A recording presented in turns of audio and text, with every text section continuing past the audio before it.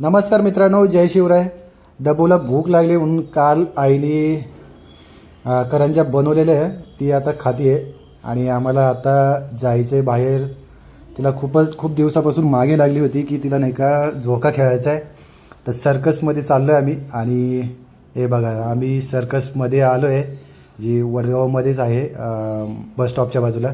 आणि पहिली ही आहे झोक्याची पहिली तिची ट्रिप सुरू झाली.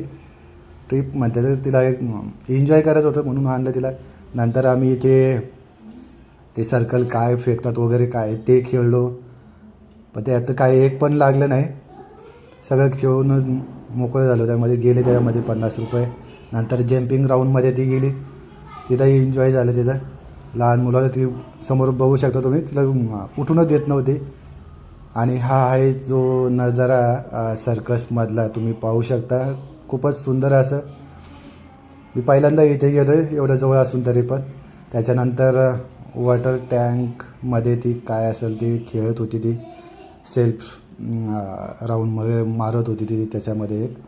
आणि हेच आमचं सेकंड लास्ट हे खेळत होती ती.